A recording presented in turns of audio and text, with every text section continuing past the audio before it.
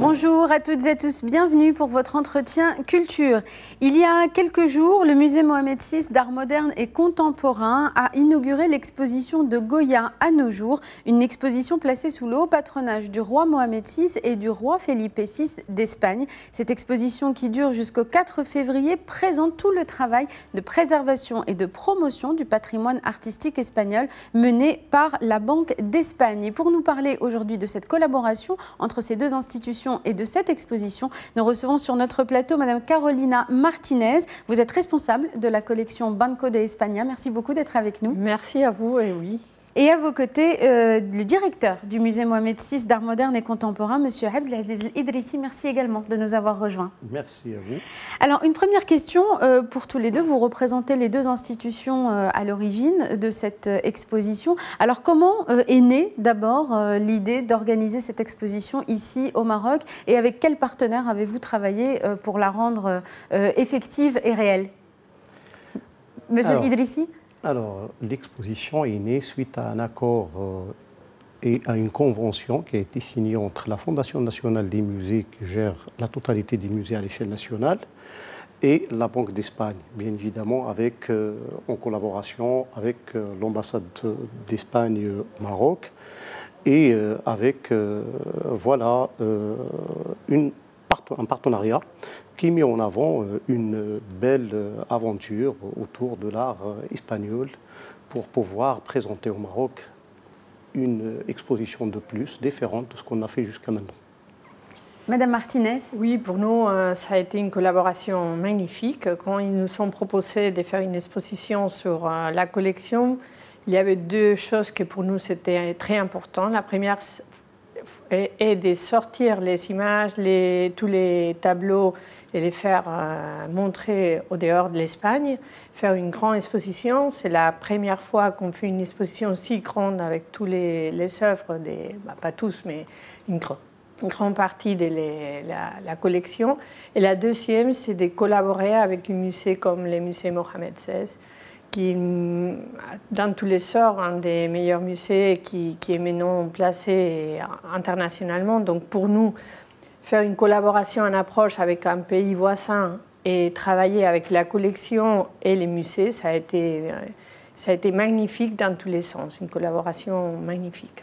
Alors, comment s'est opéré le choix des œuvres? Vous avez dit que c'est une grande partie de la collection qui va être présentée. Je crois que c'est plus de 70 pièces qui sont exposées au musée. Mais selon quels critères s'est opéré le choix des œuvres présentées? Bon, les choix a été fait d'abord par deux commissaires, qui sont les commissaires de l'exposition, Madame Yolanda Romero, qui est la conservatrice-chef de la collection, elle s'excuse de ne pas être ici aujourd'hui parce que, bon, d'abord son français n'est pas très bon, mais elle avait d'autres affaires importantes à faire. Et l'autre, c'est Isabel Tejeda, qui est une historienne et une prof de l'université de Murcie, en Espagne. Donc les deux ont commencé à faire un choix des deux points de vue. Le premier point de vue, c'est montrer un peu l'histoire de notre pays à travers la collection, qui est possible parce que la collection a été faite à partir des différents moments historiques de l'Espagne, et d'autre part, montrer une sorte d'approche à l'art contemporain, historique, classique, moderne et contemporain espagnol. Donc les différentes périodes. Deux thématiques, oui, des approches thématiques. C'est un lien historique et un lien artistique.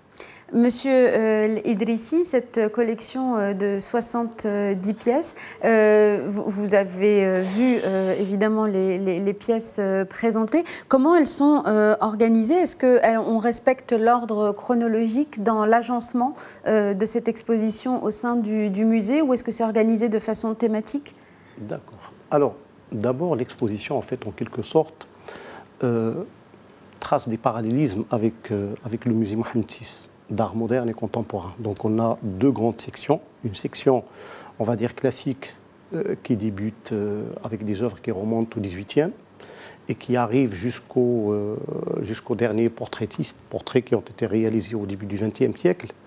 d'une manière extraordinaire, donc avec des moments, des temps forts de chaque expression artistique. Par exemple, on a des œuvres de maîtres tels que Goya ou Sorolla qui sont extrêmement importants dans l'histoire de l'art et non pas uniquement dans cette exposition. L'œuvre de Goya, par exemple, est une œuvre qui a donné à Goya, qui a été réalisée au XVIIIe, donc 1784.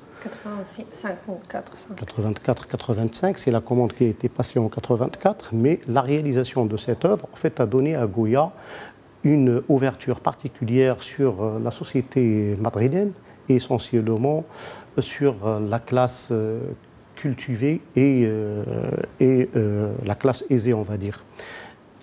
Donc c'était un début d'un Goya international. Après, l'œuvre de Sorolla qui est extrêmement importante et il démontre d'autres facettes du portrait qui n'ont pas été développées jusqu'alors.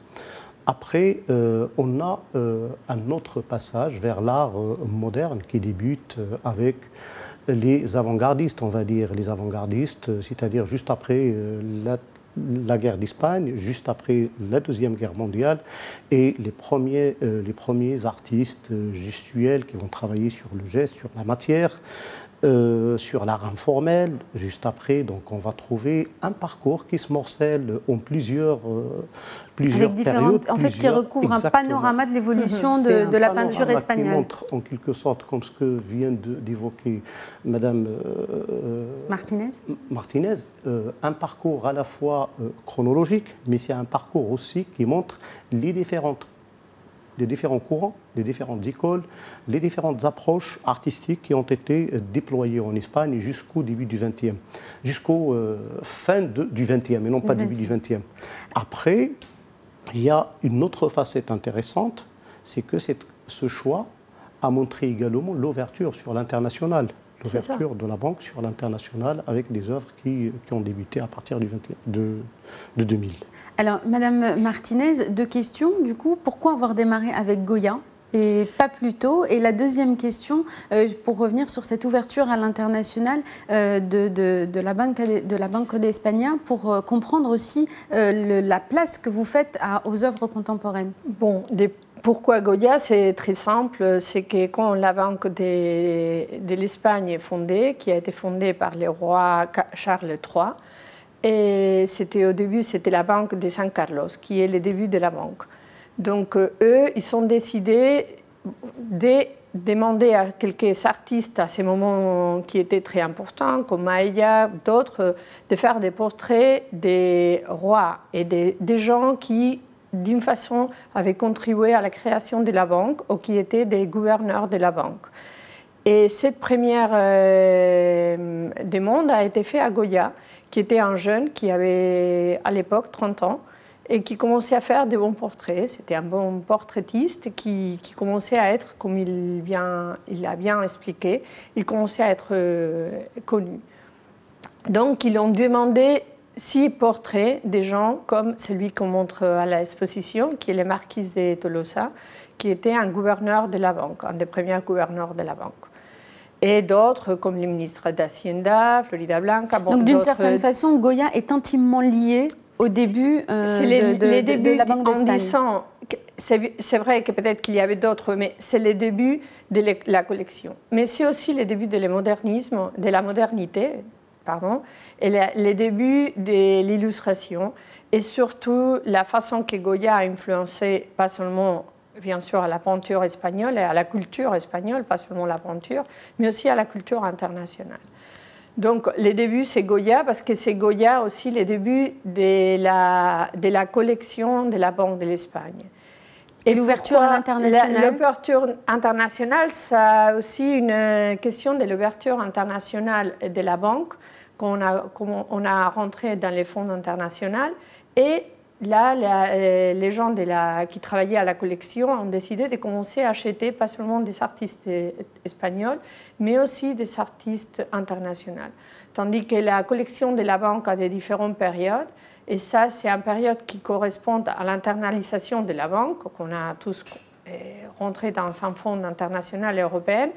Et donc, on a commencé à acheter et aussi à demander aux artistes internationaux de rentrer dans la collection de la banque.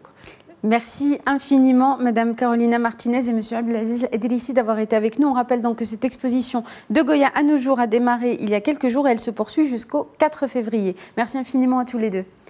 Merci à vous tous et à vous toutes de nous avoir suivis. C'est la fin de cet entretien, mais restez sur Média 1 TV. L'information continue dans un instant.